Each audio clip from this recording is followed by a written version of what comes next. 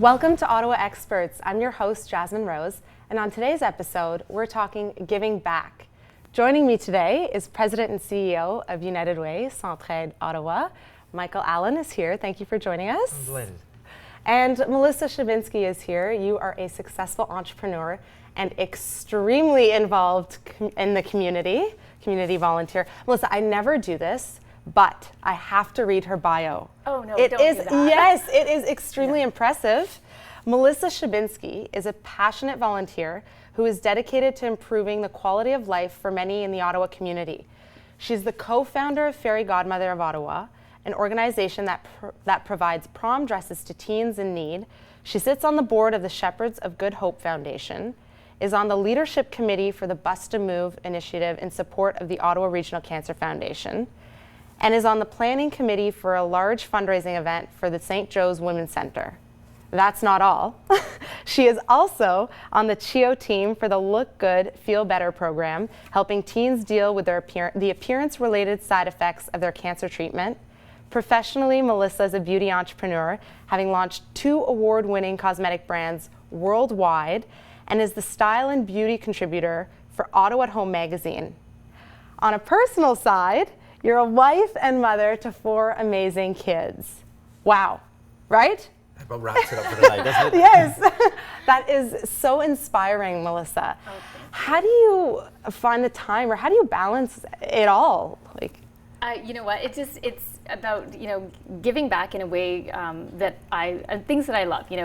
Fashion and beauty are things that I'm passionate about in my career and in my community life. So, just being able to dive into those fields right here in Ottawa with the community is amazing for me.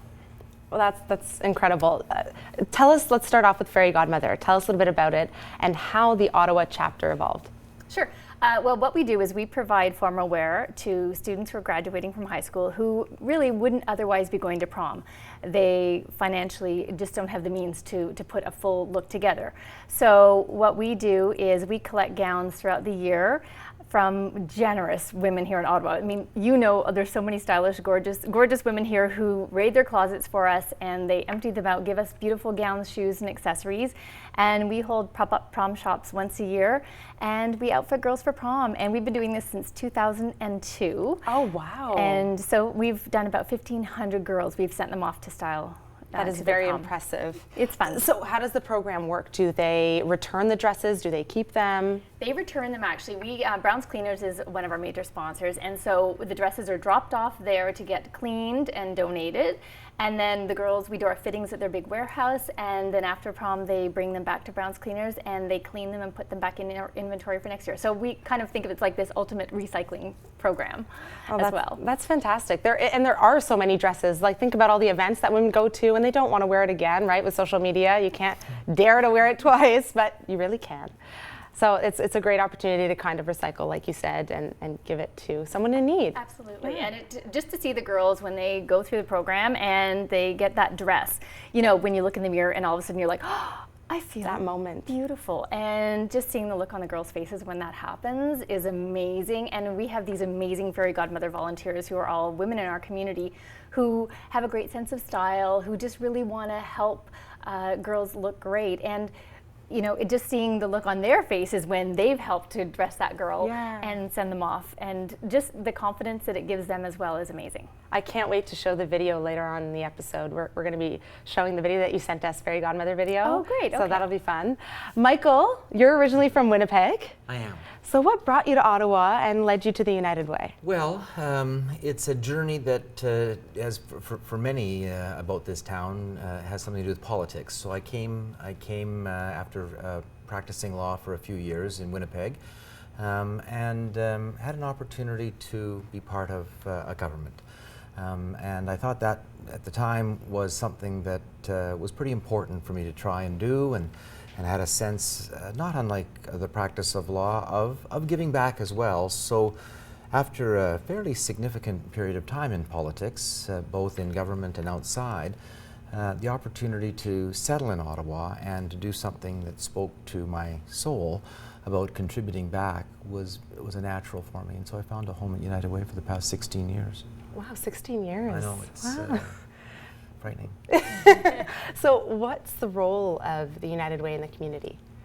Well, it's changed over time, but the role remains central to trying to support making Ottawa a better place to live, making it a stronger, safer, healthier place.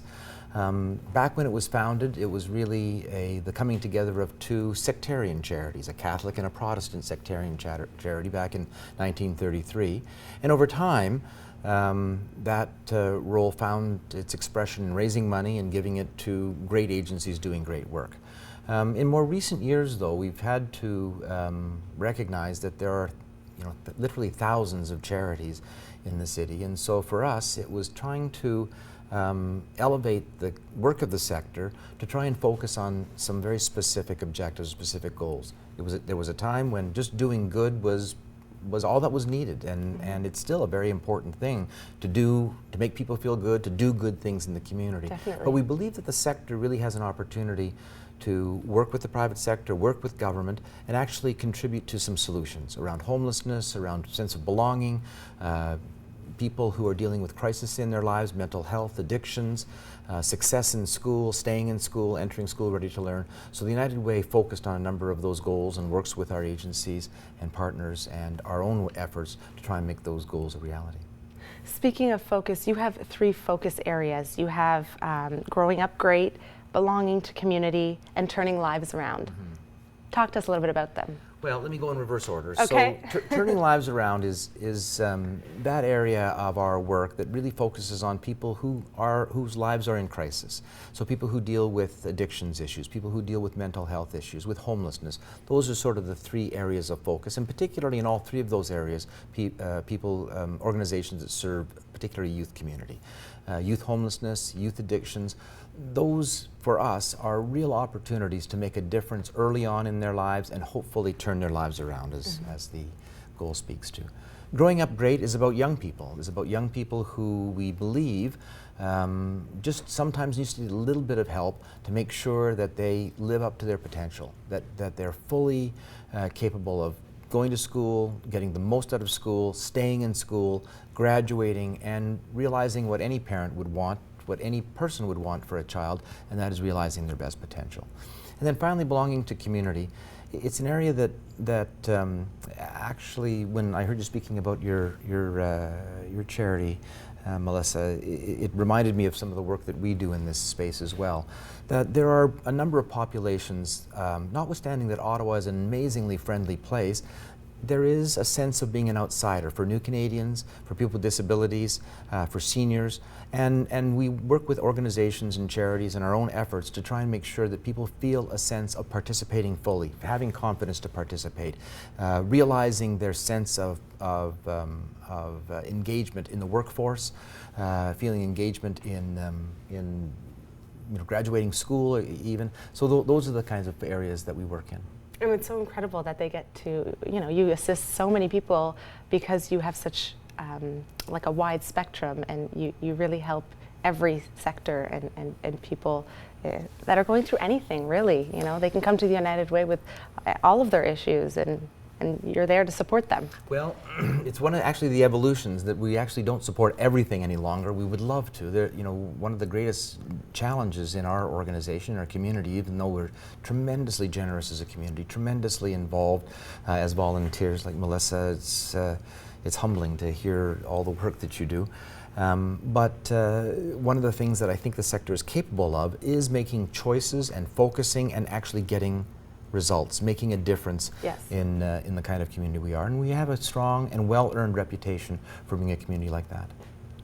Melissa, you tend to focus on organizations that tend to cater to women. Yes. The St. Joe's Women's Center has been around since 1984. What services do they provide, and who do they assist? Well, they provide amazing day programming for women, disadvantaged women. And what I love about the organization is it started very similar to like Shepherds of Good Hope, very grassroots beginnings, realizing that there was a need out there for the services that they provided, and creating this organization that is able to do it in such a gracious way, and their guests feel part of it. and they feel like it's very life-changing moment for them. So the event that I'm involved with is their annual fashion show, and it's great because obviously people who come to the event get to see a great fashion show. This year we had Saint Laurent Center do a beautiful fashion show for us, but we also have the opportunity to tell the story of what goes on in the center. And there's a small video about some of the participants and the programming that goes on there. So, I feel very, very honored to just have a little part to do with it. There's such a bigger scope of what they do, and again, this is just one of their major fundraiser events that I get involved with. And it's wonderful that they can get that kind of support in our city. Absolutely. And you know what, for me, it also lets me introduce the center to a new audience of women in our community who maybe don't know about the center. They've probably heard about it because a lot of people have heard about St. Joe's, but they haven't really understood what services they provide in the community. So by doing a fashion event, it's a whole new audience.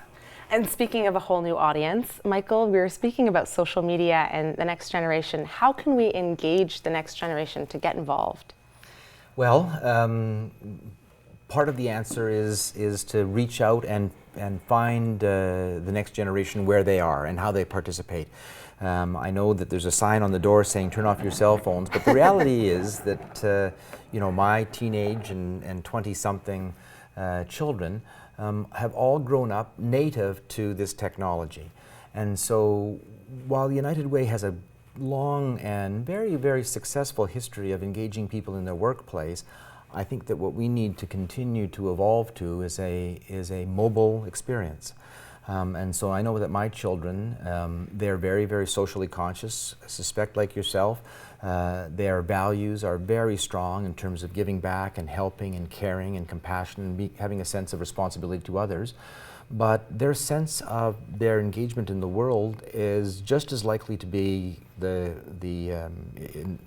challenges in Nepal or the Philippines or Africa or any other global challenge as it is locally. Mm-hmm. So we have to try and find a way to deliver the experience mobile and engage people that way. And a great example in terms of just a recent experience, we have an event, we'll talk about it a little bit, is that we were called upon to support, from a charitable perspective, the Shania Twain concert that's coming up. Yes. The folks that organizing that concert asked if United Way could find some volunteers. In exchange, they would give a donation to some of our programming. So we reached out via social media. And within 7 minutes, we were almost fully subscribed. Incredible. And almost overwhelmingly from 20 to 30-year-olds. And that just demonstrates that there's a real appetite to be involved, to volunteer, to be engaged. Because I know that the next generation are looking for ways to do that. So 7 minutes and they were there. So we have to continue to find ways to engage them that way. And I must say, personally, I saw that on social media. I saw it on Twitter, actually. It was a post, and I instantly signed up, and it was full, as you mentioned. So here we have a picture of your Twitter feed. Oh, yeah. You actually have like the Gen Next, UW user, and you have like Gen Y. So there are many ways that the United Way is trying to engage with youth and social media, the next generation. Yeah, it is about the technology, but it's also about understanding, and that's why we turn to